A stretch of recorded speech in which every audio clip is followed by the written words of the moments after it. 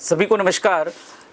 मानव स्वास्थ्य हम पढ़ रहे थे और उसमें हमने प्रोटोजोआ जनित रोगों की बात की थी। जो प्रोटोजोआ से होने वाले रोग हैं उनकी हमने बात की थी। और अब आगे जो लास्ट संक्रामक रोग है, भाई काफ़ी सारे हमने संक्रामक रोग पढ़ लिए। अब इतने रोग पढ़ते पढ़ते पढ़ते ऐसा लगता है कि यार कितने रोग हैं। खैर, रोगों तक का तो कोई अंत है नहीं। लेटेस्ट नए नए रोग, नए नए डिफरेंट टाइप के रोग आते जाते हैं। चलें एक थोड़ा सा एक बात कर लेते हैं कृमि जनित रोगों की। कॉमन लैंग्वेज में भी जैसे हम बात कर लेते, कई जने कहते हैं कि भाई कृमि जनित रोगों की बात करें, कह देते हैं जैसे पेट दर्द होता है बच्चों का, अक्सर कह देते हैं पेट में कीड़ा पड़ गया। वाकई में कीड़ा पड़ जाता है। बस ये वो कीड़े वैसे नहीं होते जैसे आप मकोड़े देखते हो, काले काले से मकोड़े, वैसे नहीं होते कि ऐसे कुछ टांगों वाले और ऐसे कुछ मकोड़े होंगे, ऐसे नहीं होते। ये कृमि थोड़े से रंगहीन कलर के या इस तरह से पीले पीले कलर के, इस तरह से लगभग 5 से 6 इंच के होते हैं। कुछ लंबे भी होते हैं और कुछ इससे छोटे भी हो सकते हैं। कृमि होते हैं। कृमि बोले तो बिल्कुल जैसे लंबे हैं लेकिन बेलनाकार शेप के हैं, इस तरह से। सामान्यतः देखो क्या होता है, इनका इन्फेक्शन कैसे होता है। जब कुछ उल्टा सीधा यानी संक्रमित भोजन या जल का सेवन कर लिया, ये कीड़े डायरेक्ट, देखो आपको कीड़ा तो जाता हुआ दिखेगा नहीं। ऐसे तो है नहीं कि कीड़ा दिख गया और वो आपने फिर भी पानी पी लिया, नहीं। वो कीड़े ऐसे पानी में नहीं होते, लेकिन उनके जो अंडे होते हैं या उनकी जो लार्वा अवस्था होती है वो उस पानी में आपको अपनी आंखों से दिखाई नहीं देती। भाई आंखों से दिख जाता तो हम पीते ही नहीं। तो इतने सूक्ष्म होते हैं कि हमें हमारी आंखों से दिखते नहीं है। और जब हमने ऐसा पानी पी लिया, अब उसका अंडा या लार्वा कहां चला गया? हमारी आंतों में चला गया। अब आंतों में उसको भर भर के खाना मिल रहा है, खूब सारा पोषण मिल रहा है। अब वही छोटा सा अंडे से कृमि निकल कर ये बड़ा हो गया। अब ये कृमि धीरे धीरे क्या करे? अच्छा, एक और बात, जरूरी नहीं है एक ही अंडा आया। अब अंडे, भाई अपने कोई मुर्गी के अंडे इतने बड़े बड़े तो है नहीं, छोटे छोटे अंडे काफी सारे आ गए। अब उन अंडों से कई कीड़े निकले। अब वो कीड़े हमारी आंतों में क्या कर रहे हैं? धीरे धीरे अपनी संख्या बढ़ाते और लगातार क्या करते? ध्यान देना, लगातार हमारा खून चूसते रहते हैं। भाई इनको पोषण कहां से मिलता है? हमारा ब्लड। ऐसे नहीं कि आपने एक प्लेट चावल खाया तो आधी प्लेट वो खा गए। भाई वो डायरेक्ट ऐसे फूड को तो खा ही नहीं सकते, पाचन कैसे करेंगे?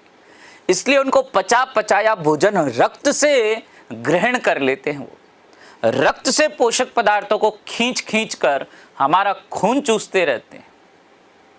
तो देखो, नॉर्मली जब ये कीड़ों का इन्फेक्शन होता है तो ब्लड में क्या होता है? इन्फेक्शन, ब्लड को चूसते रहते हैं लगातार, तो कई बार ब्लड की कमी दिखती है।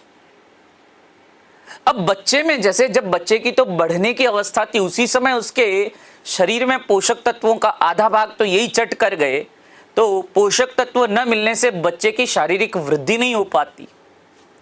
बिल्कुल टाट से लगते हैं छोटे छोटे बच्चे, बिल्कुल दुबले पतले। खाना खाते हैं लेकिन कह देते हैं, नॉर्मल अपन लैंग्वेज में क्या बोल देते हैं कि इसको खाना लग नहीं रहा। अरे भाई लगेगा कैसे? उसने बेचारे ने खाया है, उसका अधिकांश भाग तो ये कृमि ही चट कर रहे हैं, चिपके रहते हैं। बिल्कुल आपकी जैसे ये आहार नाल होती है ना, आपकी आहार नाल इस तरह से है, तो इस आहार नाल में चिपके हुए ये खून चूसते रहते हैं जगह जगह। और यहीं पर अगर खून चूसते रहे तो फिर भी ठीक है। अगर गलती से ये ब्लड के अंदर चले गए तो फिर कॉम्प्लिकेशंस चालू हो जाते हैं। कुछ ऐसे कृमि होते हैं जो ब्लड में जाकर ब्लड के साथ बहते बहते बहते अगर हमारे नर्वस सिस्टम तक पहुंच जाए, पागलपन कर देते, इतने खतरनाक होते। इसलिए इनको कभी भी लाइटली नहीं लेना चाहिए। भाई सरकार ने अगर खुले में शौच बंद करने की अपील की है, इसका भी एक कारण है। देखो सारी चीजें कैसे जुड़ी हुई है, ये देखो। खुले में शौच तो कर दी, अब खुले में शौच जब करते हैं तो मैंने कहा ना, कई व्यक्तियों में बड़े होने के बाद भी अब पेट में ये कीड़ा, कई बार क्या होता है लक्षण दिखते ही नहीं इसके, लेकिन वो कृमि तो है, अंदर अंडे भी दे रहा है। कई बार ये अंडे क्या होते हैं, मल के साथ शरीर से आ गए बाहर।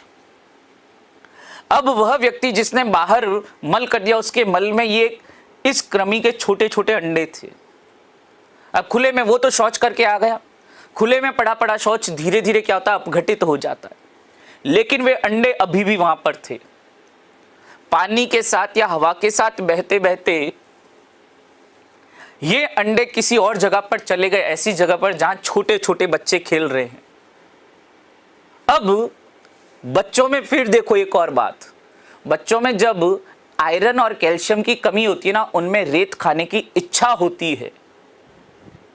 प्रेग्नेंट लेडीज जो होती है, गर्भवती महिलाएं, प्रेगनेंसी के दौरान ब्लड में आयरन और कैल्शियम की कमी हो जाती है, इसलिए ऐसी महिलाओं की इच्छा होती है चौक खाने की या चूना पत्थर खाने की इच्छा होती है।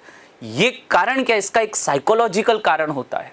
जब बॉडी में कैल्शियम और आयरन की डेफिशिएंसी होती है, तब गांव में कह देते हैं इस पर तो किसी की छाया आ गई, इस पर तो वो थान पर ले जाकर फेरी दिला कर लाओ, इसके ये झाड़ा लगवाओ, वो करवाओ। अरे भाई सीधी सी बात है, बॉडी में जब आयरन और कैल्शियम की कमी होती है, आपके अंदर से इच्छा होती है ऐसे पदार्थ खाने की।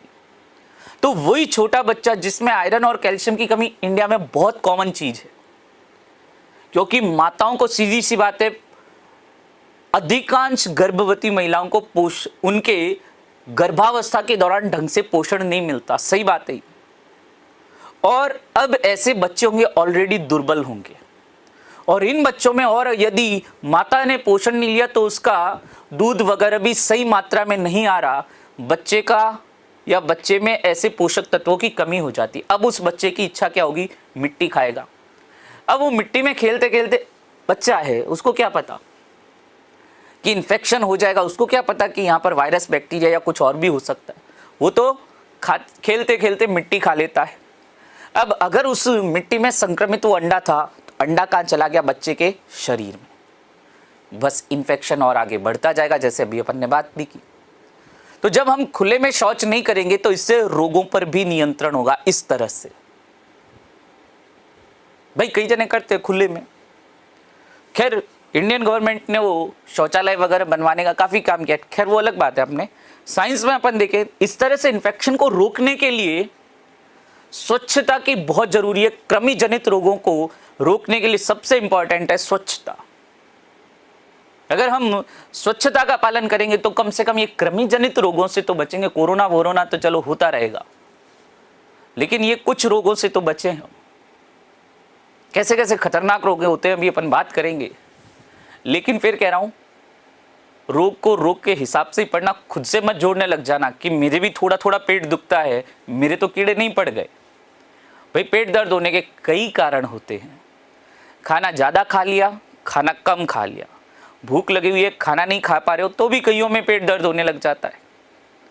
तो कई दूसरे रीज़न होते हैं। पेट दर्द बार बार होता है तो इसका मतलब ये नहीं कि आपको कुछ ना कुछ बीमारी ही है। ठीक है, चलें आगे बात करते हैं। ये कृमि जनित जो रोग होते हैं, किस तरह से, कौन कौन से रोग हैं, इनकी बात करते हैं। तो मानव स्वास्थ्य की हम बात कर रहे थे, ह्यूमन हेल्थ।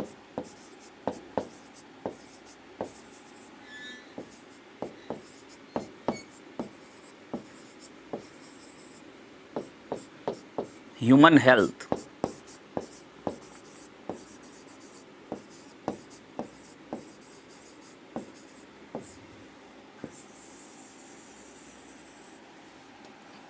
इसमें बात करते हैं कृमि जनित रोग।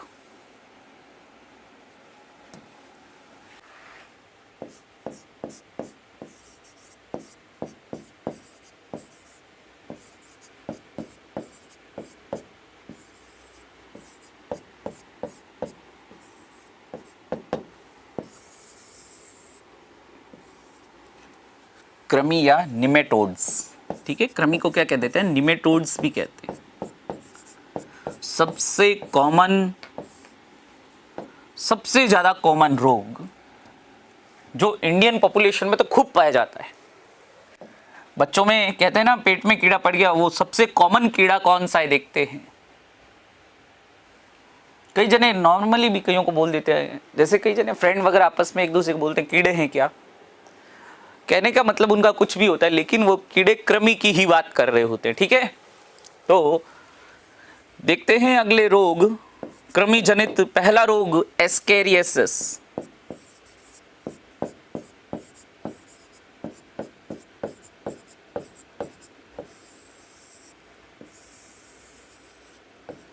देखो रोग का नाम देखो, रोग जनक भी यही है, एस्केरिस। ठीक है, देखें एस्केरियासिस के बारे में 2 लाइन लिखते हैं, फिर उसको समझते हैं।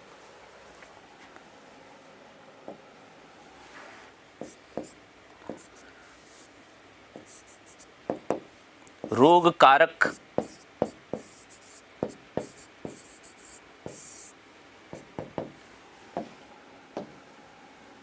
एस्केरिस।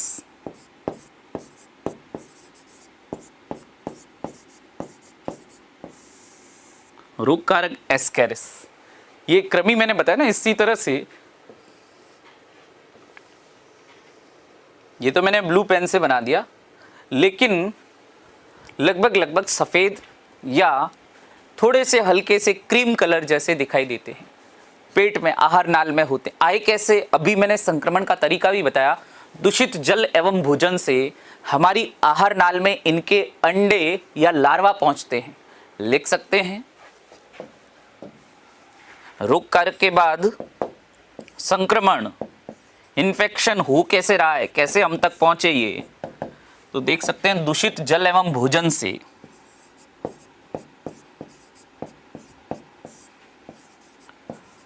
दूषित जल एवं भोजन से,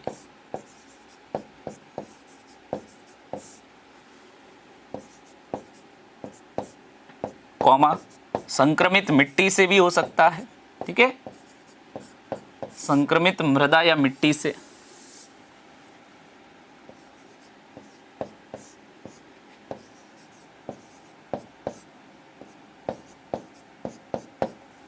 संक्रमित मृदा से। रोग कारक देखिए, संक्रमण देखा, उसके बाद लक्षण देखें इसके।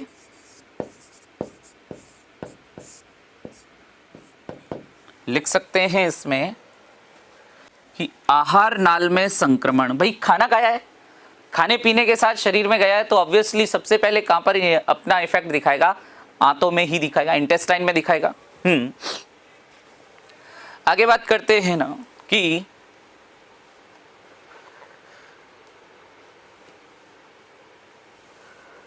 लक्षण में देखें, आहार नाल में संक्रमण,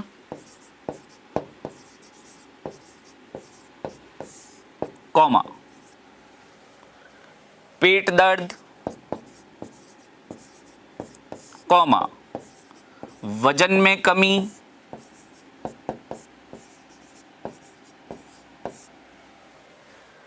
कॉमा शारीरिक वृद्धि न हो पाना,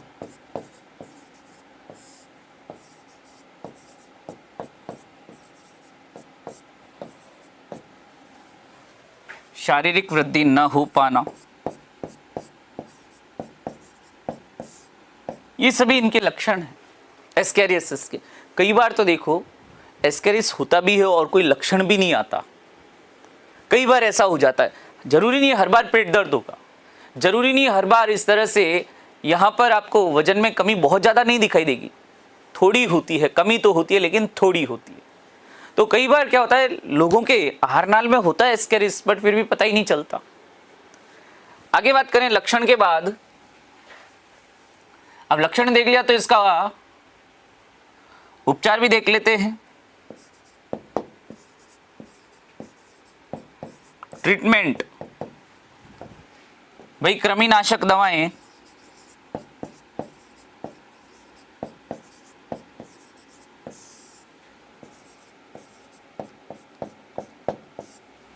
जैसे कई कुछ 2-3 नाम बताता हूं, एल्बेंडाजोल, मीबेंडाजोल,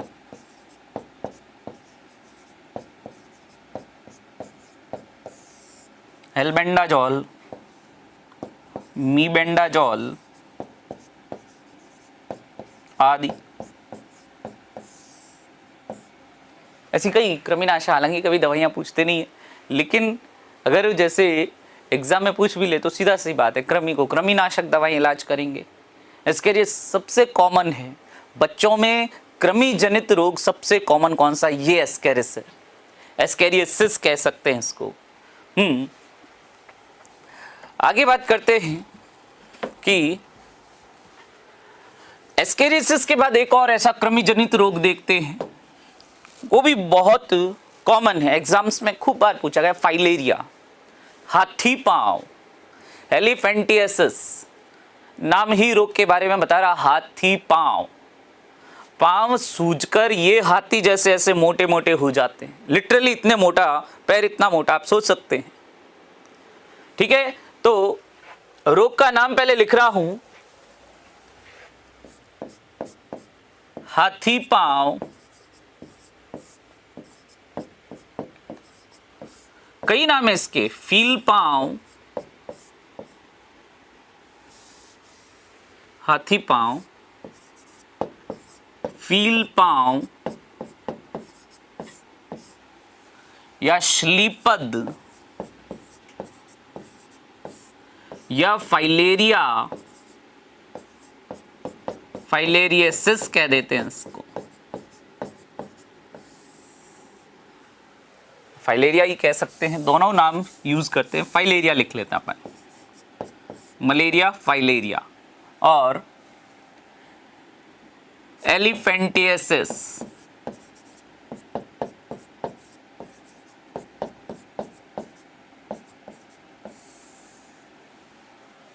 एलिफेंटियासिस।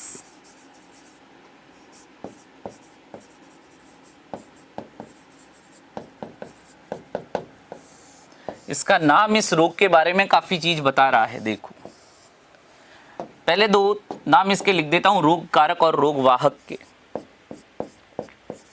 रोग कारक यानी जिसके कारण ये रोग हो रहा है।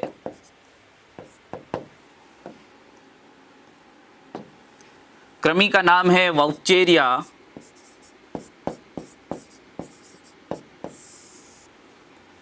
या कई जगह आपको ये भी मिल जाता वुचेरेरिया,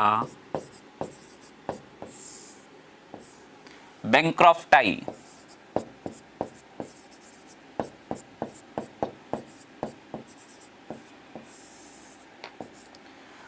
वाउचेरिया बैंक्रॉफ्टाई या वुचेरेरिया बैंक्रॉफ्टाई। और इसका जो रोग वाहक है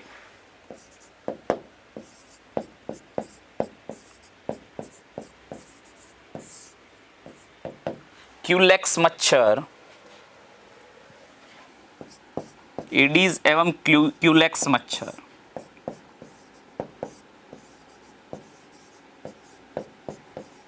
ये मच्छर इतने खराब होते हैं हम मनुष्यों के लिए कि WHO की एक रिपोर्ट बताती है कि चलो अभी ये जैसे कोरोना जैसा मास लेवल पर अगर मृत्यु, ये ऐसे रोगों को छोड़ दो, बाकी हर साल जो नेचुरल डेथ को हटाकर किसी बीमारी के कारण कोई व्यक्ति मर रहा है, तो उन बीमारियों में सबसे बड़ा जो कारण होता है मरने का, ये मच्छर होता है। हमारे इंडिया में भी अपन देखते हैं डेंगू मलेरिया से खूब लोग मरते, और हमसे भी ज़्यादा वर्स्ट कंडीशन है अफ्रीकन कॉन्टिनेंट में, अफ्रीका महाद्वीप में। वहाँ पर जहाँ गरीब देश है, वहाँ का जो वातावरण भी ऐसे उमस भरा और आर्द्रता युक्त यानी ह्यूमिडिटी वाला वातावरण होता है, जहाँ ये मच्छर बहुत ज़्यादा पनपते हैं। मलेरिया, डेंगू, जिका, चिकनगुनिया, ये एलिफेंटियासिस, कई प्रकार के रोग ये मच्छर हम तक पहुंचाता है। और मैंने कहा ना, अप्राकृतिक मृत्यु, और वो भी किसी रोग के कारण, किसी जीव के कारण हो रही है, तो वो जीव कौन है? ये मच्छर है, वाहक होता है। जब ये मच्छर काटते हैं, ये जिनकी बॉडी में ये वाउचेरेरिया बैंक्रॉफ्टाई नामक कृमि छोटे छोटे अंडे या किसी छोटी लार्वा अवस्था में पाया जाता है। जब हमें काटता है तो इस कृमि को हमारे शरीर में छोड़ देता है। और इस कृमि का काम क्या था, आप देखो, हमारी बॉडी के अंदर आकर ये हमारी लिम्फ ग्रंथियों, लसिका ग्रंथियों में इंफेक्शन कर देता है। क्या है लसिका ग्रंथियां, ये बताता हूं। कई बार जैसे गले में टॉन्सिल हो जाते हैं, अक्सर होते हैं, सभी को लाइफ में कभी ना कभी हुआ होता है। टॉन्सिल्स हो जाते तो अपन क्या फील करते हैं, गले में निगलने में बहुत दिक्कत होती है। पानी पीते हैं, निगलते समय तेज दर्द होता है। खाना निगलते समय तेज गले में दर्द होता है। तो ये जो दर्द हो रहा है, इसका कारण क्या था, हमारे गले में जो टॉन्सिल्स होते हैं, कभी भी जैसे अपन डॉक्टर वगैरह के पास जाते हैं, पहले भी बताया था मैंने, डॉक्टर के पास जाते हैं तो वो क्या करता है, आपके मुंह खुलवा कर आ करने को कहता है। वो जब आ करते हो, वो आवाज, आपकी आवाज सुनने का कोई उसको शौक नहीं है। जब आप आवाज करते हो ना आ, तो उस समय क्या होता है, आपके वो टॉन्सिल्स बहुत क्लियरली दिखते हैं। अगर उन टॉन्सिल्स में सूजन है, यानी निश्चित रूप से आप में कोई ना कोई इन्फेक्शन हुआ है। ये टॉन्सिल्स क्या है, लिम्फ ग्रंथियां। अब एक और बात बता दूं, मैंने कहा ना, कभी भी लक्षणों से खुद को जुड़ा मत करो, क्योंकि मुझे यकीन है आप में से भी कई लोगों को, जब ये कोरोना फैला पिछले 2-3 महीने में, किसी के गले में नॉर्मल भी खराश हुई होगी ना, उसको एक बार तो मन में आया होगा कि मैं चपेट में तो नहीं आ गया। तो ध्यान देना, यहां पर क्या होता है, नॉर्मल कॉमन है, इन्फेक्शन अपने जब भी गले में होता है तो ये टॉन्सिल सूजते ही सूजते हैं। तो ये जो टॉन्सिल्स हैं, ये क्या है, लिम्फ ग्रंथियां। ऐसी कई लिम्फ ग्रंथियां हमारी पूरी बॉडी में होती है।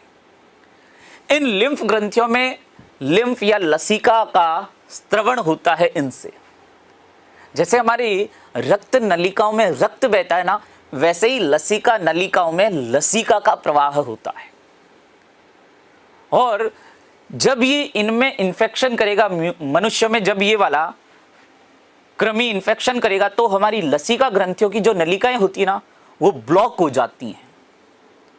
और खासतौर से जो पैरों में लसिका ग्रंथियां पैरों से संबंधित है, उनकी नलिकाओं में क्या हो जाता है, ब्लॉकेज हो जाता है, यानी अवरुद्ध हो गई। जैसे ये नलिका थी, पैर ये है, ये पैर है, यहां पर कोई लसिका नलिका आ रही थी, ठीक है, इसमें क्या हो जाएगा, यहां पर ब्लॉकेज बना देता है, अवरुद्ध हो जाते हैं। जिससे क्या होगा, अब यहां पर जो लसिका था, द्रव पदार्थ था, ये यहां पर क्या हो जाएगा, लगातार स्रावित होकर जमता जाएगा, बढ़ता जाएगा, बढ़ता जाएगा, और ये धीरे धीरे सूजन आने लगती है, पैर धीरे धीरे सूजने लगेगा। हाथी पांव, इलाज कटवा लो।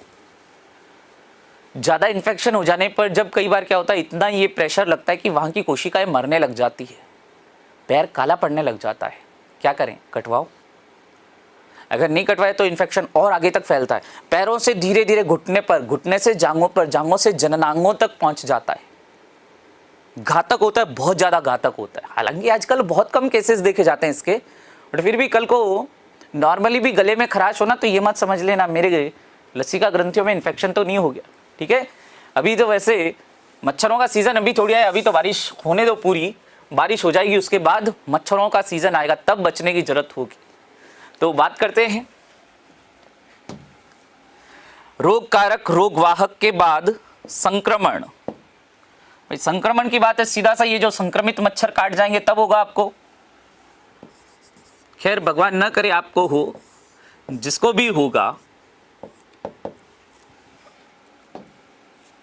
देखते हैं संक्रमित मच्छर के काटने से, संक्रमित मच्छर, इन्फेक्टेड मॉस्किटो बाइट से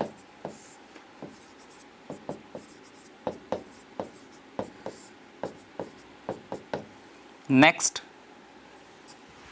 अच्छा, संक्रमण देख लिया, अब लक्षण भी देख लेते हैं जो अभी अपन ने बात की, लक्षण की भी बात कर लेते हैं।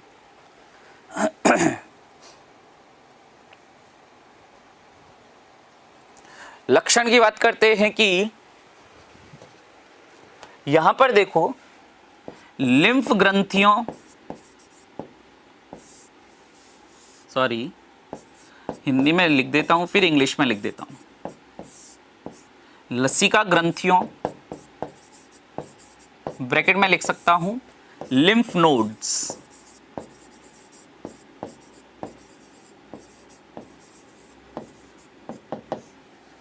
लसिका ग्रंथियों या लिम्फ नोड्स में संक्रमण होने के कारण संक्रमण होने से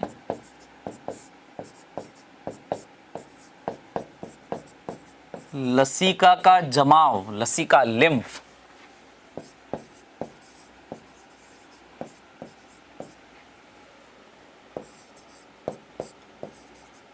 का जमाव होने लगता है।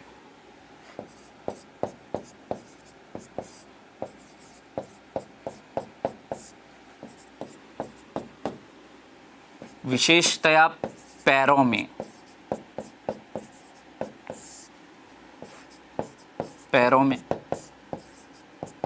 ऐसे में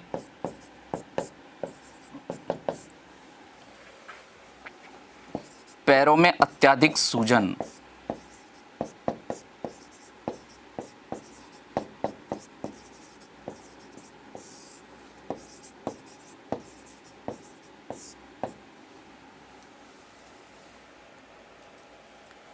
अच्छा उपचार की बात करें फिर, वैक्सीन या टीका तो कोई है नहीं इसका। उपचार में एंटीबायोटिक्स,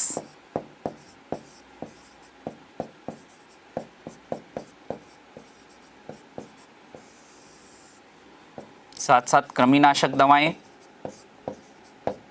भाई है कौन अल्टीमेटली? कृमि ही है ये, औचेरिया वैंक्रोफ्टाई। कृमिनाशक दवाएं और जरूरत पड़ने पर शल्य क्रिया। कई बार ड्रेनेज करते हैं इनका। शल्य क्रिया से रोकने के लिए क्या करते हैं? ड्रेनेज करते हैं। सिरिंज लेकर जो भरा हुआ जमा हुआ लसिका उसको सिरिंज लेकर खींच लेते हैं। जैसे होली के टाइम में वो पिचकारी क्या करते हो, पानी में डुबोकर खींचते हो उसका पंप, पीछे से उसका हैंडल खींचते हो तो पानी किस में भर जाता है? पिचकारी में। यहाँ पर सिरिंज के अंदर या उस बड़ी सी सिरिंज के अंदर वो लसिका को हम ऐसे ड्रेनेज करते हैं, बार बार ड्रेन करना पड़ता है। तो शल्य क्रिया और इसके ये उपचार की बात की। हाथी पांव, फील पांव, श्लीपद, फाइलेरिया एलिफेंटियसिस, जैसा नाम वैसा रोग। एक और ऐसे रोग की बात बता रहा हूँ। वैसे तो कृमि जनित रोग बहुत कम है, एक और बात बता रहा हूँ। एक ऐसा रोग टीनियसिस, सुअर का अधपका मांस खाने से होता है। सुअर का मांस पोर्क कहलाता है। तो जब हम सुअर का अधपका मांस खाते हैं तो कई बार, भाई हर लोग तो खाते भी नहीं, तो जो लोग नहीं खाते तो उनमें होता भी नहीं टीनियसिस। लेकिन अगर अधपका मांस कोई सुअर का खाता है तो उसमें इस कृमि के जो टीनियसिस करता है, कृमि का नाम क्या है? टीनिया सोलियम, इन्फेक्शन कर देता है। अब ये टीना सोलियम जो है, टीनिया सोलियम, फीता कृमि या टेप वर्म भी कहते हैं। बिल्कुल जैसे टेलर का जो फीता होता है लंबा सा, बिल्कुल ऐसे लंबे फीते के समान पतला चपटा होता है टीनिया सोलियम।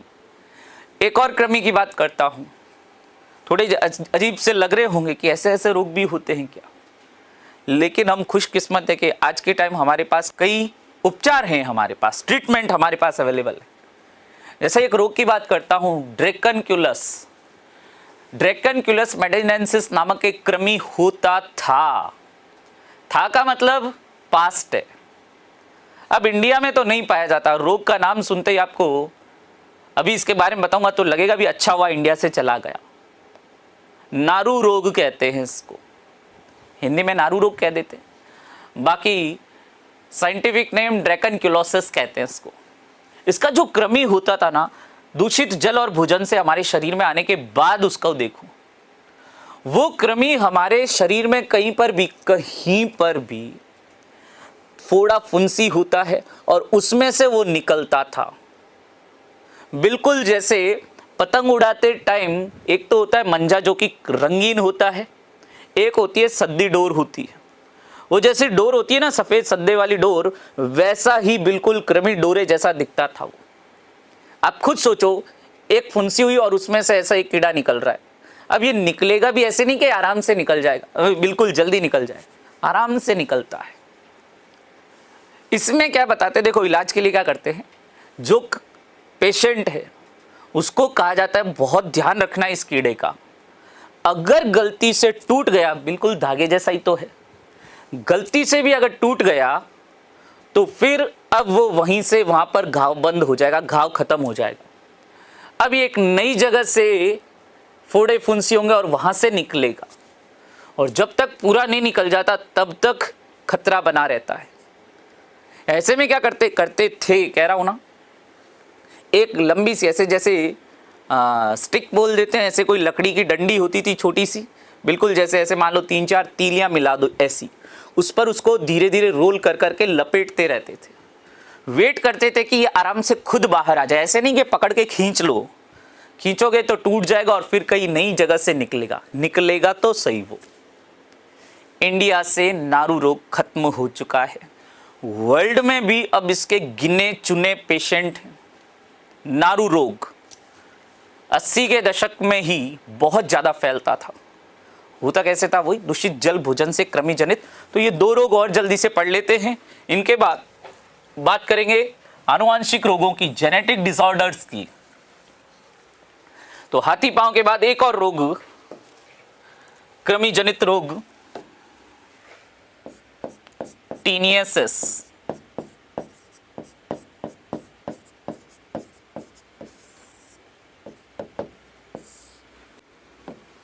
रोग कारक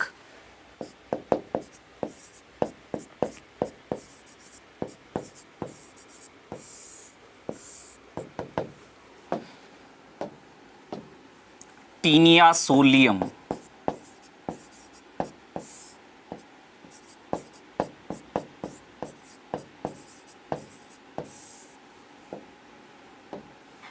फिर देखते हैं संक्रमण। संक्रमण कैसा होता है, लिख सकते हैं, सूअर का अधपका मांस, अगर पूरा पकाकर खाते तो फिर नहीं होता, तब ये डिस्ट्रॉय हो जाएगा खुद। सूअर का अधपका मांस, सूअर के मांस को पोर्क कहते हैं।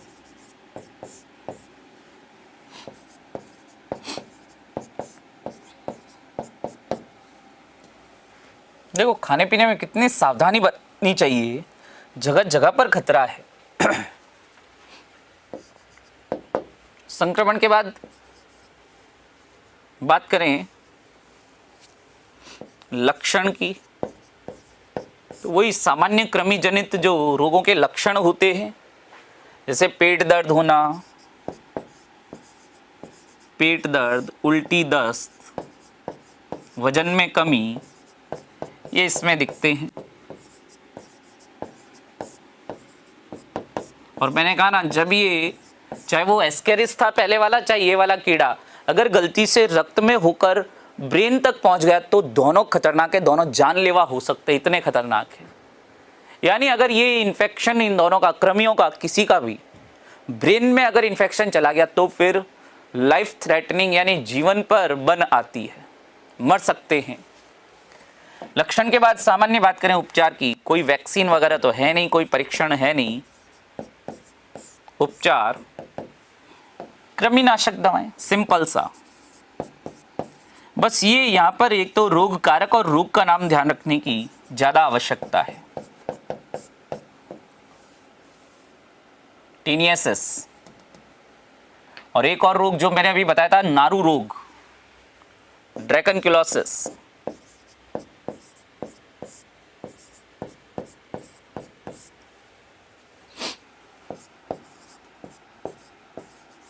ड्रैकनक्यूलोसिस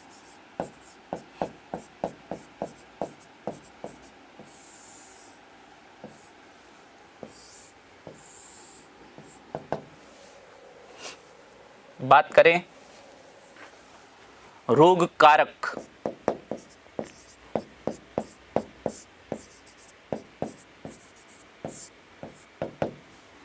ड्रैकनकुलस मेडिनेंसिस।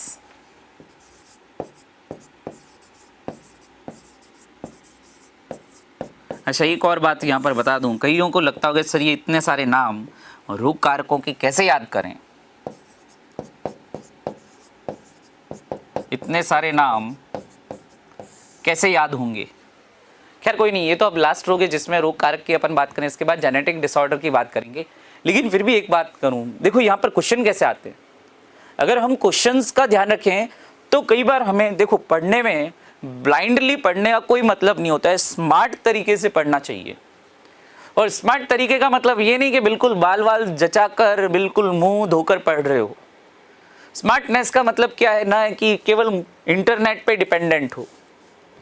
फिर कह रहा हूं, इंटरनेट बहुत हेल्पफुल है, लेकिन सब कुछ इंटरनेट से नहीं मिलता। अपनी टेक्स्ट बुक पर फोकस करो यार।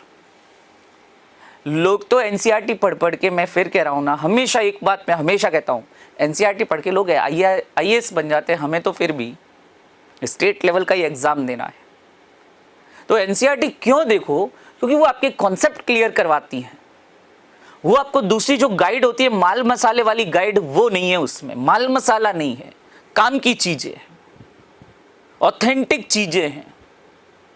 आप गाइड लेते हो कोई भी, वो वन लाइनर वाली, साइंस के लिए तो मैं बहुत हेट करता हूं जो ये वन लाइनर होती है। ऐसी बुक्स को मैं वाकई में नफरत करता हूं, क्योंकि वो साइंस को रटवाते हैं। रटो मत, थोड़ा समझ के, थोड़ा अगर समझ के, जैसे मैंने कहा ना, यहां पर आपको ज्यादातर जैसे क्वेश्चन कैसे मिलेंगे, इसके लिए आप एक काम करो, प्रीवियस ईयर्स के क्वेश्चंस पेपर देखो, या फिर जैसे आपको ऐप पर ही मॉडल पेपर्स अवेलेबल करवाए जाएंगे, ये मॉडल पेपर्स को आप सॉल्व करें। जिससे आपको सही बात बताऊं, जब आप टेस्ट सीरियसली देते हो तो आपको पता चलता है आप कितने पानी में हो। सही बात है, ये आपने जो पढ़ा है, आपने जिसको कितना समझा है, ये आपको पता चलेगा। सो एक बात तो हमेशा ध्यान रखना कि थ्योरी कितनी भी पढ़वा दूं, खूब सारी है, थ्योरी का कोई अंत ही नहीं है। इतनी सारी किताबें, मैंने कहा ना, इस केवल एक रोग पे पूरा साल भर क्लासेस ले सकते हैं, इतने सारे रोग हैं। लेकिन हमें एग्जाम के पॉइंट ऑफ व्यू से पढ़ना है। इसलिए सबसे पहला काम, प्रीवियस ईयर्स के क्वेश्चन पेपर देखो। और कई बार मैं देखता हूं, कई स्टूडेंट्स, सर सिलेबस, हमारे सिलेबस में है क्या ये? अरे जब आप एग्जाम दे रहे हो, आपको यही नहीं पता कि आपके एग्जाम का सिलेबस क्या है, तो क्या फिर कैसे एग्जाम दोगे? फिर आपको आपके एग्जाम का जो सिलेबस है फिंगर टिप्स पे होना चाहिए। एटलीस्ट दिमाग में चीज तो क्लियर होनी चाहिए कि मुझे कितना पढ़ना है।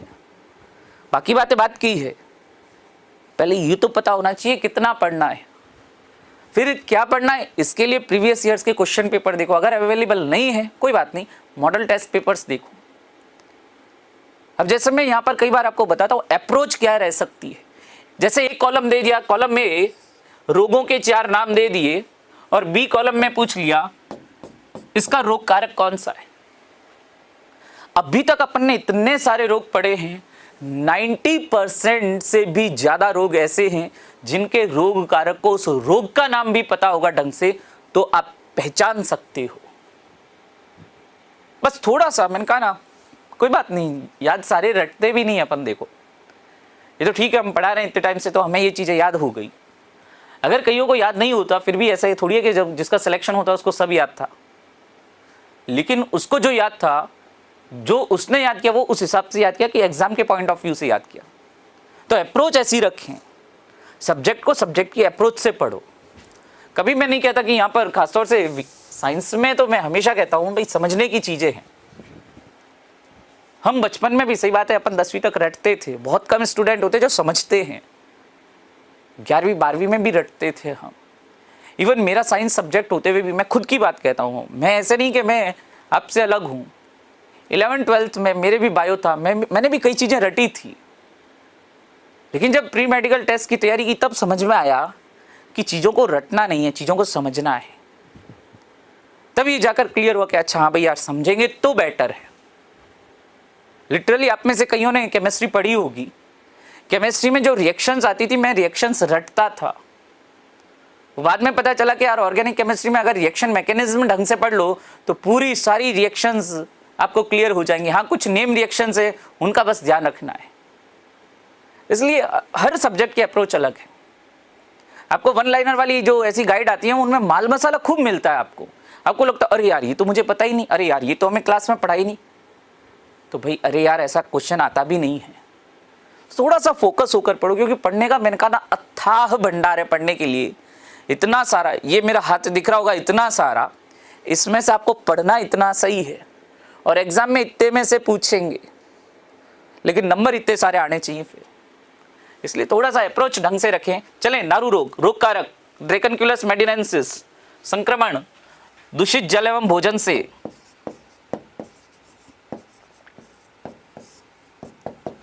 संक्रमण दूषित जल एवं भोजन से,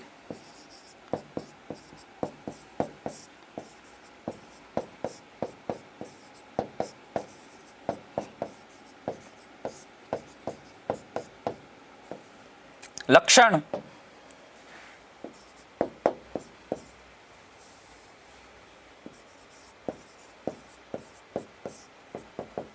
त्वचा पर फोड़े फुंसी होना। अब ऐसे मत कहना कि सर वो पिंपल्स होते हैं वो भी रोग है, उनका भी इलाज बताओ, क्योंकि पिंपल्स आपकी पर्सनल प्रॉब्लम है, एग्जामिनर की प्रॉब्लम नहीं है। एग्जामिनर आपको नहीं पूछेगा कि पिंपल्स क्यों होते हैं, वो आपकी पर्सनल प्रॉब्लम हो सकती है। चलें लक्षण देखें कि त्वचा पर फोड़े फुंसी होना,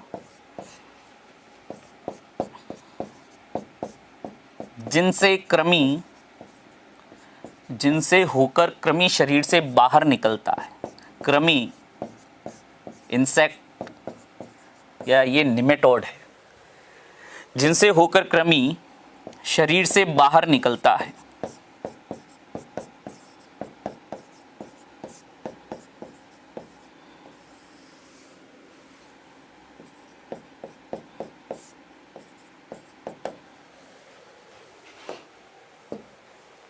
लक्षण उपचार, लक्षण के बाद उपचार भी देख लें।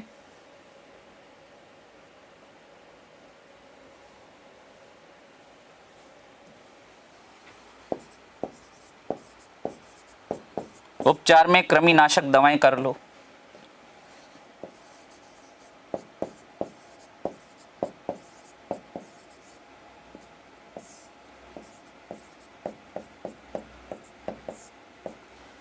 ठीक है, ये आपके 3rd नंबर स्लाइड हो गई। और इसी के साथ संक्रामक रोग खत्म। ठीक है, और ज़्यादा इस पर फोकस मत किया करो कि क्लास में नोट कर रहे हैं, ये तो आपको वैसे भी क्लास के बाद पीडीएफ के फॉर्मेट में ये एज इट इज़ आपको अवेलेबल हो जाती है 24 से 48 घंटे में, और आने वाले दिनों में और जल्दी अवेलेबल होने लगेंगी। चले आगे बात करते हैं। ये तो अपन ने संक्रामक रोगों की बात की, खूब दिनों से रोग पढ़ रहे हैं और इतने सारे रोग पढ़ लिए, मैंने कहा ना वो खैर उसमें ये मन नहीं होना चाहिए कि अपन इतने सारे रोग हो गए यार, इतना मैं कोई डॉक्टर थोड़ी बनना। खैर डॉक्टर बनने में तो पसीना आ जाता है, डॉक्टर के लिए तो खूब सारी और पूरे 5 साल रोगों की ही बात करते हैं। यहाँ तो अपन ने ज़्यादा बात भी नहीं की, खैर अपने एग्जाम के पॉइंट ऑफ व्यू से अपन बात करते। चले अब आगे बात कर रहा हूँ आनुवांशिक रोगों की। संक्रामक रोग पढ़ लिए हमने, अब बात करते हैं आनुवांशिक रोगों की। हमने जब ये रोग पढ़ना स्टार्ट किया था तब एक बात की थी, रोग 2 प्रकार के देखे थे, शॉर्ट में बता रहा हूँ। एक तो जो जन्मजात थे जिनको हमने आनुवांशिक कहा था, ये कहा था, और दूसरे हमने देखे थे उपार्जित। उपार्जित में हमने ऐसे देखे जो बच्चे के पैदा होने के बाद के जीवन में होते हैं, ये वाले बच्चा लेकर ही पैदा हुआ, माता पिता से दोषपूर्ण गुणसूत्र या जीन आने के कारण, फॉल्टी जीन के कारण ये होते हैं। ये उपार्जित पैदा होने के बाद हुए, इनको भी अपन ने 2 भागों में बांटा था, संक्रामक और असंक्रामक। भाई संक्रामक की अपन ने बात की, ऐसे रोग जो रोगी व्यक्ति से स्वस्थ व्यक्ति में फैलते हैं, या रोगी व्यक्ति वस्तुओं से स्वस्थ व्यक्ति में फैल सकते हैं, या दूषित जल एवं भोजन से होते। अब तक अपन ने इतने दिनों से जो पढ़े, बैक्टीरिया वाले, वायरस वाले, प्रोटोजोआ वाले, कृमि वाले, सारे रोगों में लक्षण हमने यही देखा कि या तो रोगी व्यक्ति ने खांस दिया, छींक दिया, रोगी व्यक्ति की वस्तुओं से, दूषित जल भोजन से, या किसी संक्रमित मच्छर के काटने से हो रहा था। तो ये सब जो रोग थे संक्रामक। दूसरे आ जाते असंक्रामक, जिसमें अपन ने कई नाम लिखे थे उस टाइम भी, देखना आप क्लास में वहाँ पीडीएफ में, जैसे कैंसर, जैसे एलर्जी, जैसे कोई शारीरिक रोग, डायबिटीज वगैरह हुए। तो ये रोग जो है आपके शारीरिक अंगों से संबंधित है। तो जब मैं आपको शारीरिक तंत्र पढ़ाऊंगा वहाँ सब रोग आते जाएंगे। जैसे मैं उत्सर्जन तंत्र पढ़ाऊंगा तो वहाँ पर नेफ्राइटिस की बात हो जाएगी, जैसे अगर मैं आपको हृदय पढ़ा रहा हूं तो वहां पर हाई ब्लड प्रेशर या आपकी उसकी बात करें हार्ट ब्लॉकेज की या हृदयाघात, उसकी बात वहां हो जाएगी। ब्रेन पढ़ाऊंगा तो वहां पर ब्रेन से संबंधित रोग भी आ जाएंगे।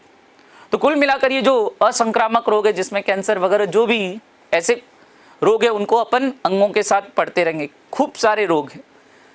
भोजन एवं पोषण में विटामिन से संबंधित रोग भी आ जाएंगे। पोषण की कमी से भी तो रोग होते हैं, वहां पर उनको भी पढ़ेंगे अपन। तो संक्रामक अपन पढ़ चुके हैं, असंक्रामक अलग अलग जगह पर अपन पढ़ लेंगे।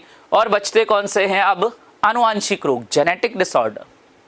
ऐसे रोग जो माता पिता से बच्चों में वंशानुगत होते हैं या किसी दोषपूर्ण जीन या गुणसूत्र के कारण उत्पन्न होते हैं, क्या कहलाते हैं? आनुवांशिक रोग।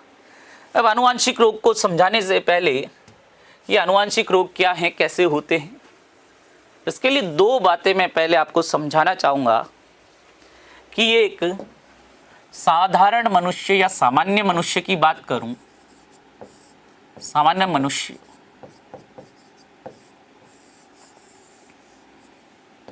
46 गुणसूत्र होते हैं, 46 क्रोमोसोम्स, 46 गुणसूत्र, 46 क्रोमोसोम्स होते हैं।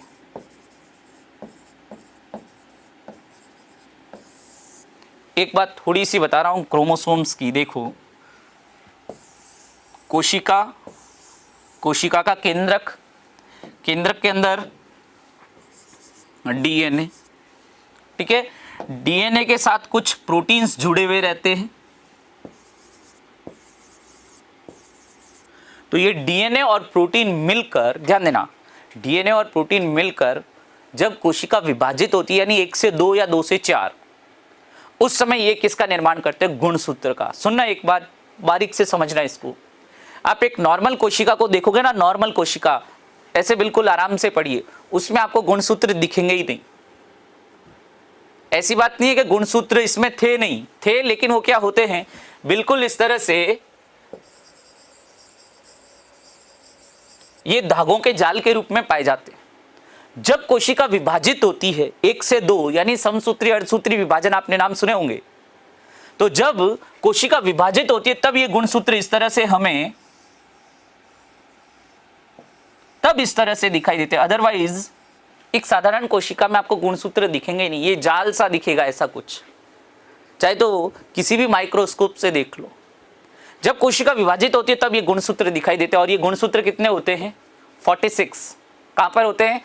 कोशिका के केंद्रक में। किससे बने? अब ये पूछ लिया किससे बने हुए हैं, तो देखो, डीएनए प्लस प्रोटीन और बहुत कम मात्रा में आरएनए होता है, इनसे मिलकर बने होते गुणसूत्र। हमारे अंदर कितने गुणसूत्र? 46, या इसको मैं ये भी कह सकता हूं 23 जोड़ी गुणसूत्र, 23 जोड़ी गुणसूत्र। हर मनुष्य में जो 46 गुणसूत्र हैं, हर कोशिका में, हमारी हर कोशिका में, चाहे ये बाल की कोशिका देखूं, चाहे खाल की कोशिका देखूं, चाहे कोई और कोशिका देखूं, सभी में कितने गुणसूत्र? 46। केवल हमारे युग्मकों को छोड़कर, युग्मक मादा की बात करें तो अंडाणु और नर की बात करें तो शुक्राणु, ये क्या कहलाते हैं? युग्मक। जनन में भाग लेने वाली कोशिकाएं, शुक्राणु, अंडाणु। पौधे में भी होते हैं, जैसे परागकण, बीजांड, उनके युग्मक है। सभी जीव जो लैंगिक जनन करते हैं, सभी के शरीर में गुणसूत्रों की जितनी संख्या होती है उसकी आधी कर लो, उतनी संख्या उनके युग्मकों में होगी। जैसे कोई, मान लिया कोई जंतु है जिसमें गुणसूत्रों की संख्या 70 है, तो पूछ लिया इसके, इस जंतु के युग्मक में, शुक्राणु या अंडाणु में गुणसूत्र कितने होंगे? 35 होंगे। मनुष्य में बात करूं, शुक्राणु या अंडाणु में कितने होंगे? 23 होंगे। तभी तो देखो, नर के 23 गुणसूत्र, अभी 23 जोड़ी नहीं लिखा है, नर में, शुक्राणु में कितने हैं? 23 प्लस अंडाणु, एग, इसमें भी 23। तो जब ये 23 शुक्राणु से और 23 अंडाणु से मिलेंगे तभी तो 46 होंगे, तभी तो कोई मनुष्य होगा। अगर शुक्राणु भी 46 अंडाणु भी 46 तो 46 46 हो जाते 92, मनुष्य तो नहीं होता। यानी हमेशा ध्यान रखना, एक गांठ बांध कर रख लो इसको तो आप, कि सभी जीव जो लैंगिक जनन करते हैं, सेक्सुअल रिप्रोडक्शन करते हैं, उन सभी में उनके जो जनन कोशिकाएं होती है, रिप्रोडक्टिव सेल्स होती है, जिनको हम युग्मक कहते हैं, गैमीट्स कहते हैं, इन युग्मकों में गुणसूत्रों की संख्या आधी रह जाती है। कोई भी प्रजाति ले लो, कोई पौधा ले लो, कोई जानवर ले लो, सभी में यही होगा। मनुष्यों में ही नहीं, सब में यही होगा। कितने? आधे आधे। तो अब यहां पर देखो रोग की परिभाषा, पहला इस चैप्टर की पहली लाइन ही यही लिखाई, सामान्य क्रिया में कोई भी बाधा आ जाए तो उसे क्या कहते हैं? रोग कहते हैं। अब देखो यहां पर क्या था, 46 होने चाहिए थे, 46 से 47 हो गए, 48 हो गए, या 46 से कम 45 हो गए, 44 हो गए, रोग है। तो गुणसूत्रों की संख्या में कमी या अधिकता हो गई, रोग होगा। कौन सा होगा अभी अपन देखते हैं कैसे कैसे रोग होते हैं। कई बार क्या होता है, गुणसूत्रों की संख्या तो 46 की 46 है, लेकिन इन गुणसूत्रों पर हम क्या देखते हैं, कुछ छोटी छोटी इकाइयां जिन्हें कहते हैं जीन कहते हैं। नाम सुना होगा जीन, नहीं सुना होगा तो आज सुन लो, जीन। ये इन पर जीन पाए जाते हैं। कई बार क्या होता है, संख्या तो 46 की 46 थी, संख्या बराबर है 46, लेकिन कुछ जीन गायब हो गए, कुछ जीन में विकृति आ गई, तो भी आनुवांशिक रोग होगा। यानी अब एक लाइन में बता रहा हूं, देखो आनुवांशिक रोग दो प्रकार से हो सकते हैं, या तो गुणसूत्रों की संख्या में परिवर्तन या गुणसूत्रों की संरचना में परिवर्तन हो सकता है। दोनों ही केस में आनुवांशिक रोग होते हैं। अब यहां पर मैं एक सामान्य बात कर रहा था ना, कि सामान्य मनुष्य में कितने गुणसूत्र है? 46 या 23 जोड़ी। अब इसमें अगर मैं बात करूं कि नर क्या होगा 44 प्लस XY, और मादा क्या होगी 44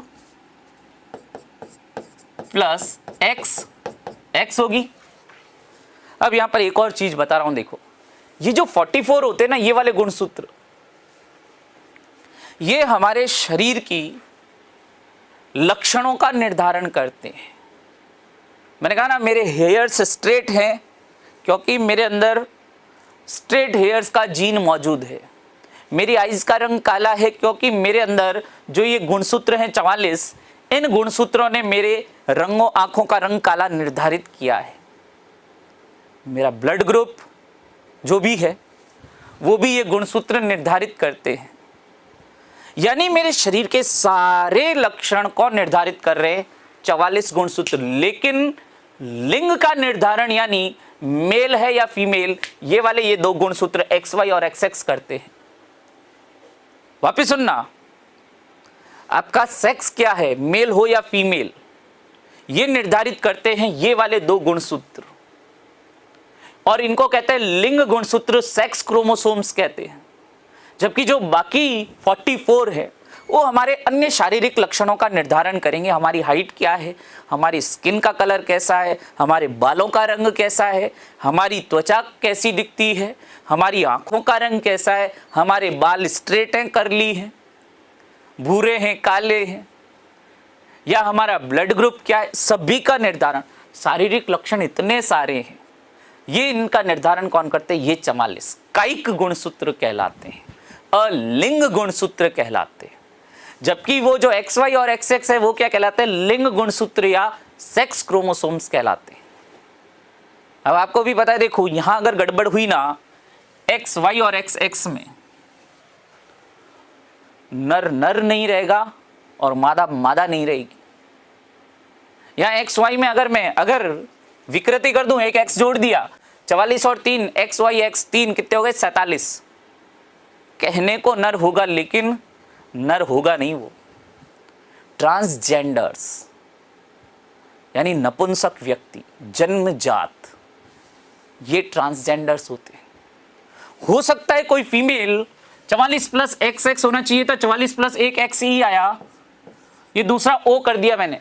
O का मतलब क्या है? दूसरा कोई गुणसूत्र नहीं है, केवल कितने हैं? 44 और 1 X 45। मादा तो होगी लेकिन मादा के लक्षण नहीं होंगे, जनन करने की क्षमता नहीं होगी, अंडाणुओं का निर्माण नहीं होगा, मादा के लक्षण नहीं आएंगे। तो ऐसे व्यक्ति, देखो यहां पर अब एक और चीज अब बता रहा हूं, देखो संख्या में परिवर्तन हुआ, लेकिन कौन से गुणसूत्रों की संख्या में परिवर्तन हुआ है? लिंग गुणसूत्रों की संख्या में। और कई बार ऐसे भी होता है कि ये वाले जो 44 है ना, ये वाले, इनकी संख्या में भी परिवर्तन हो जाता है, तब भी रोग होगा, लेकिन व्यक्ति का लिंग बराबर होगा। यानी मेल है तो मेल के सारे फीचर्स होंगे, फीमेल है तो फीमेल के सारे फीचर्स होंगे, बस दूसरे जो अंग है उनमें विकृति आ जाएगी। हो सकता है ये पंजा ऐसे है ना, ऐसे बिल्कुल बतख के जैसे फैला हुआ रहेगा, हो सकता है ये होठ बीच वाला कटा हुआ रहेगा, हो सकता है अंदर जीभ से ऊपर लगा मुंह के अंदर कठोर तालू होता है, हो सकता है वो तालू बीच में से कटा हुआ होगा, हो सकता है मानसिक विकास नहीं होगा। ये आनुवांशिक रोग कहलाते हैं, जिनमें शारीरिक लक्षणों में परिवर्तन हुआ है, वो इन 44 गुणसूत्रों की संख्या में कमी या अधिकता से हो रहे हैं। और जब आपका लिंग या ऐसे कहें आपका सेक्स डिटरमाइन नहीं हुआ, न इधर के न उधर के, तो ये इनमें परिवर्तन हुआ है निश्चित रूप से।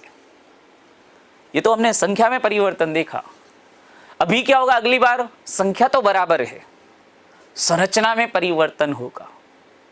तो वो भी कौन से रोग होते हैं उनकी भी बात कर लेते हैं हम। तो आगे बात करते हैं आनुवांशिक गुणों की बात। हमने ये आनुवांशिक कैसे 46 और कैसे कैसे ये हमने समझा। अब मैं आगे आपको बताता हूं, ये आनुवांशिक रोगों के प्रकार बताता हूं। जैसे अभी अपन ने पढ़ा, वही कुछ एक्स्ट्रा नहीं बता रहा, जो अभी अपन ने पढ़ा है उसी की बात कर रहा हूं मैं।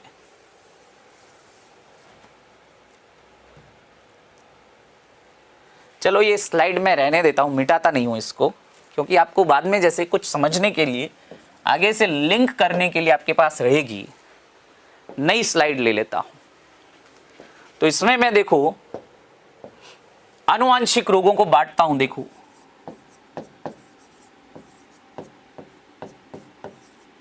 आनुवांशिक रोग, जेनेटिक डिसऑर्डर।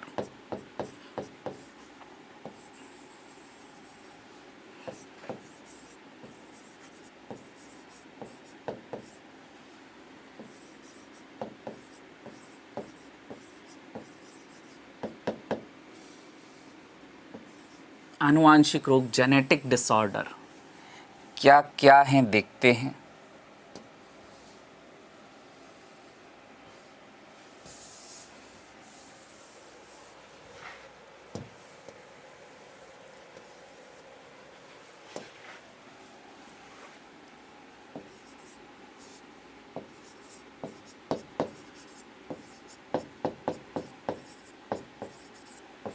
आनुवांशिक रोग, जेनेटिक डिसऑर्डर।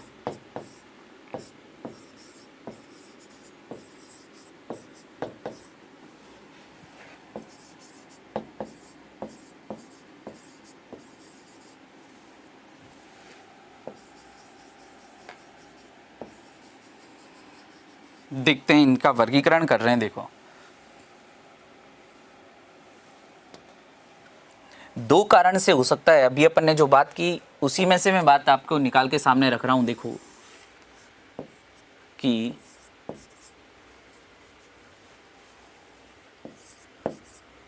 गुणसूत्रों, क्रोमोसोम्स, ठीक है, गुणसूत्रों या क्रोमोसोम्स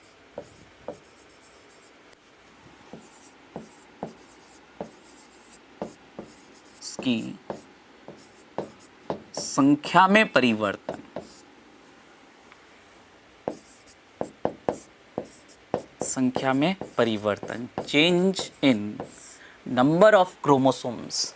और दूसरा क्या हो सकता है कि नंबर तो वो के वो रहे, लेकिन उनकी स्ट्रक्चर में, संरचना में परिवर्तन हो गया, कुछ जीन गायब हो गए या कुछ जीन विकृत रूप में उपस्थित हैं। देखते हैं गुणसूत्रों की संख्या में परिवर्तन, और दूसरा हो जाएगा गुणसूत्रों की संरचना में परिवर्तन।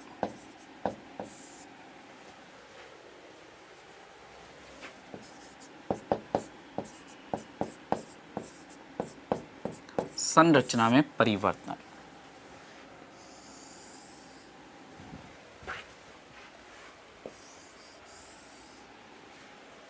यानी यहां 44 प्लस एक्स या 44 प्लस एक्स वाई से कुछ डिस्टरबेंस नंबर्स में होगा। अब ये किसके नंबर्स में चेंज हो रहा है, 44 में या एक्स वालों में, उसकी बात करते देखो। यानी इनको मैं फर्दर दो और टाइप्स में डिवाइड कर रहा हूं कि ये जो संख्या में परिवर्तन हुआ है कौन से क्रोमोसोम्स में चेंज हुआ है। लिंग गुणसूत्र,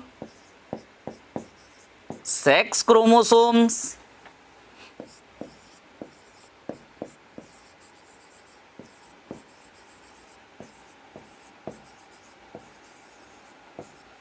और दूसरा हो जाएगा अलिंग गुणसूत्र। भी बताया था ना, 44 जो होते हैं वो क्या होते हैं, नॉन सेक्स क्रोमोसोम या अलिंग गुणसूत्र।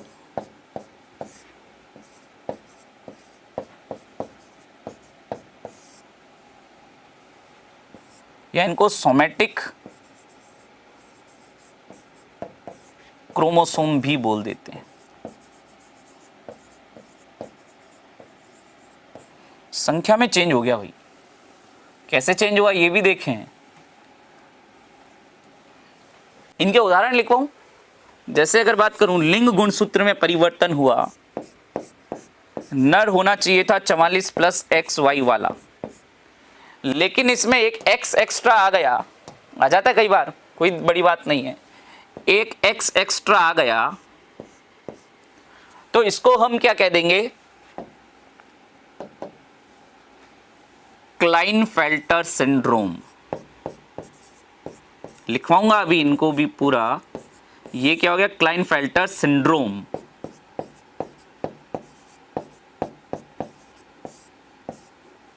और देखें 44 प्लस एक्स पर तो मादा होती, लेकिन 44 प्लस एक्स एक गायब हो गया। ये जो गायब हो गया इसकी जगह मैंने 0 लिखा है। 0 का मतलब ये नहीं कि कोई 0 गुणसूत्र आ गया, 0 का मतलब क्या है कि एक गुणसूत्र गायब है वहां से। तो इसमें अगर अपन बात करें, यहां पर देखो एबनॉर्मलिटी कहां आई है, यहां पर, that is down syndrome, sorry ये हो गए आपके टर्नर सिंड्रोम। और भी ऐसे हैं, जैकब सिंड्रोम है, सुपर फीमेल, मेटा फीमेल, वो भी इनमें आएंगी, उनको अपन डिटेल में, केवल 2 उदाहरण लिखे हैं यहां तो अपन ने। अब जब नॉन सेक्स क्रोमोसोम्स या सोमेटिक क्रोमोसोम्स में जब चेंज होता है, तब देखो गुणसूत्रों की संख्या नॉर्मली क्या हो जाती है, बढ़ जाती है। Extra chromosomes, Down syndrome, Patau syndrome, Edward syndrome, संख्या में परिवर्तन हो रहा है, तो इनको हम लिख सकते हैं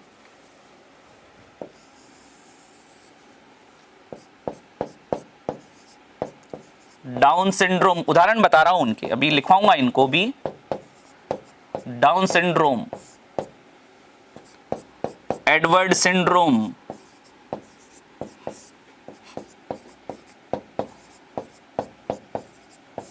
पटायु सिंड्रोम।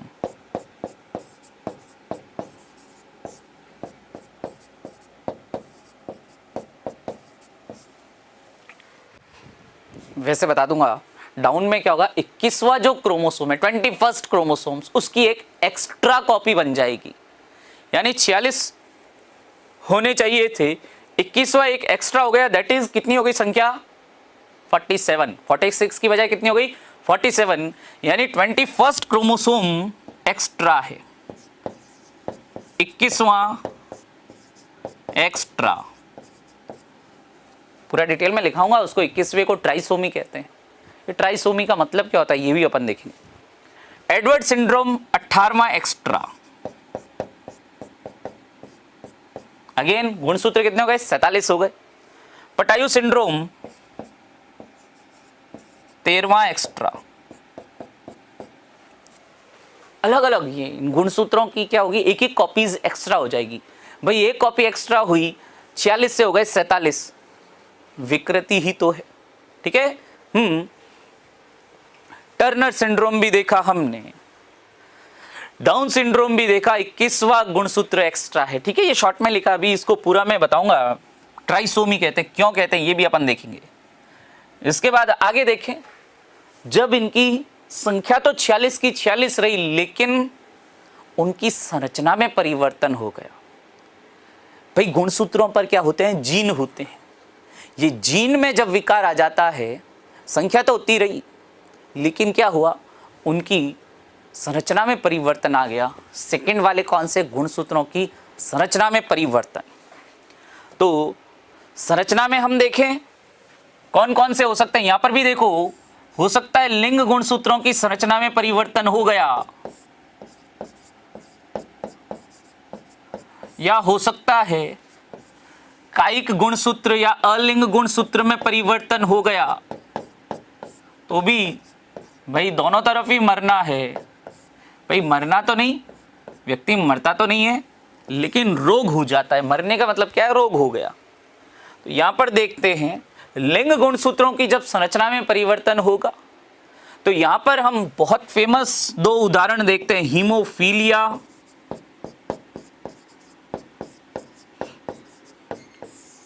और वर्णांधता, कलर ब्लाइंडनेस। भाई हीमोफीलिया वाला जो पेशेंट है, नर ही रहेगा, मादा ही रहेगी। नर के लक्षण भी होंगे, मादा में मादा के लक्षण होंगे। यानी यहां पर XY और XX संख्या में परिवर्तन नहीं हुआ। अगर फीमेल है तो उसमें XX है, ये मादा है, लेकिन ये जो X क्रोमोसोम्स है, इस पर क्या आ गया, डिफेक्टिव जीन आ गया।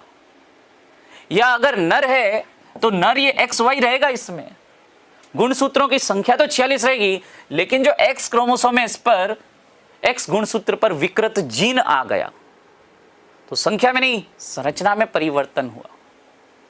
कई जैसे मिथ में देखता हूं कि मादाओं में वर्णांधता या हीमोफीलिया होती नहीं, ऐसा गलत नहीं पढ़ना चाहिए। मादाओं में भी हीमोफीलिया होता है, मादाओं में भी वर्णांधता होता है, लेकिन ये कह सकते हैं कि नर में हीमोफीलिया और वर्णांधता ज्यादा होती है मादा की तुलना में। कारण भी देखेंगे क्यों होता है ऐसा।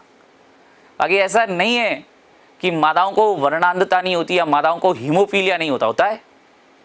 बस पुरुषों की संख्या में मादा रोगियों की संख्या क्या होती है, कम होती है, दैट्स इट। ऐसा नहीं कि मादाओं को होगा नहीं, क्यों ऐसा क्या कर दिया मादाओं ने कि उनको रोग नहीं होगा। उनमें भी तो X गुणसूत्र है, उनमें भी तो X गुणसूत्र में विकृत जीन आ सकता है। भाई वो कैसे बचेंगी फिर। हाँ, क्यों कम होती, उनकी संख्या क्यों कम होती, ये बताएंगे ना। इसलिए कई बार ऐसे साइंस को लेकर ऐसी भ्रांतियां फैलाई हुई है जो कि दूर होनी चाहिए। अब देखो अलिंग गुणसूत्र, यानी वो जो 44 गुणसूत्र थे, उनमें अगर कोई डिफेक्टिव जीन आ गया तो कैसे कैसे रोग होते हैं देखते हैं। कुछ नाम लिख रहा हूं, सारे तो नहीं, कुछ नाम लिख रहा हूं, जैसे फिनाइल कीटोन्यूरिया, फिनाइल कीटोन्यूरिया,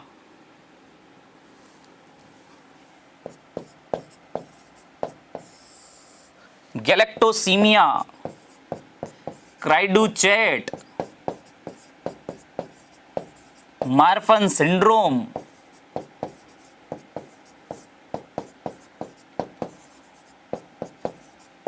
क्राइडुचेट, बच्चा रोएगा तो बिल्ली के बच्चे के जैसी आवाज निकालेगा, क्राइडुचेट। या फिर आपके एक और वो थैलेसीमिया, थैलेसीमिया, ये सभी इन गुणसूत्रों की, कौन से अलिंग गुणसूत्रों की संख्या में परिवर्तन से हुआ है। कोई 11वें में, कोई 10वें में, कोई 7वें में, कोई 5वें गुणसूत्र में जब जब चेंज हुआ, जब जब उनके जीनों में परिवर्तन हुआ, अलग अलग प्रकार के रोग हुए। ये गुणसूत्रों की संख्या, अब संख्या भी किसकी, सेक्स क्रोमोसोम्स की या सोमेटिक क्रोमोसोम्स की? संरचना में परिवर्तन किसकी? लिंग गुणसूत्रों की या अलिंग गुणसूत्रों की? तो ध्यान देना, यहां पर कभी भी ऐसे हमने वर्गीकरण करके हमने अब ये देख लिया कौन कौन कौन से हमको रूप पढ़ने हैं, इनमें और भी देखेंगे। वैसे तरीका क्या हुआ कि भाई जब अब देखो इसी फ्लो चार्ट से मैं कैसे लैंग्वेज बना रहा हूं, ये देखो। पूछ लिया क्लाइनफेल्टर सिंड्रोम क्या है, इस फ्लो चार्ट से आंसर कैसे देना ये बता रहा हूं। क्लाइनफेल्टर सिंड्रोम, क्लाइनफेल्टर सिंड्रोम एक आनुवांशिक रोग है जिसमें लिंग गुणसूत्रों की संख्या में परिवर्तन हो जाने से नर मनुष्य में एक एक्स गुणसूत्र एक्स्ट्रा आ जाता है। अब लक्षण मैं आपको लिखवा दूंगा तब कर सकते, लेकिन इतने फ्लो चार्ट में कई बार मैंने कहा ना, लैंग्वेज आप बनाना सीखो। आज भले ही आप कोई भी एग्जाम दे रहे हो, लेकिन कई एग्जाम्स ऐसे भी होंगे जहां लिखने पड़ेंगे। आरएएस मेंस का एग्जाम की बात करूं या कोई और भी एग्जाम, हमेशा ऐसे नहीं होता। मेंस के लिए कोई अलग स्ट्रेटेजी नहीं होती। प्री पढ़ते पढ़ते आधा मेंस पढ़ लेते हो, या जैसे कोई भी ऐसे आरएएस एग्जाम से मिलते जुलते एग्जाम के अगर हम सिलेबस को भी देखें तो कई बार हम वो टॉपिक भी पढ़े तो हम आरएएस का काफी सारा पोर्शन क्लियर कर लेते हैं। हालांकि मैं फिर कह रहा हूं, मैं आरएएस मेंस की क्लास नहीं पढ़ा रहा आपको, बट आप सीखने के, देखो सीखने का कहीं पर भी कोई ऐसा नहीं होता कि यहां सीख नहीं सकते। बस केवल मैं बता रहा हूं किस तरह से लैंग्वेज बना सकते हो इस फ्लो चार्ट को देखकर। पूछ लिया डाउन सिंड्रोम, यह एक आनुवांशिक रोग है जिसमें अलिंग गुणसूत्रों की संख्या में परिवर्तन हो जाता है तथा 21वें गुणसूत्र की एक्स्ट्रा कॉपी बन जाती है। खत्म बात। लक्षण फिर अपन लिख देंगे, 2 लाइन तो आपने ऐसी लिख दी कि एग्जामिनर को पहली 2 लाइन तो सही दिख गई, आपके फर्स्ट इंप्रेशन तो अच्छा हो गया। और ये तो केवल चलो छोटी सी बात है, हर टॉपिक में से ऐसे लैंग्वेज बनाना सीखो। प्री के बाद मेंस की तैयारी नहीं होती है। मेंस की तैयारी प्री की पढ़ाई करते करते करते करते हो जाती है। खैर वो मैं फिर कह रहा हूं, मेंस की क्लास नहीं ले रहा मैं, आपकी मेंस की क्लास नहीं ले रहा हूं मैं, ठीक है। चलो अप्रोच तो पता चल जाए, तो बाकी बात करते हैं हम नेक्स्ट क्लास में। Thank you very much.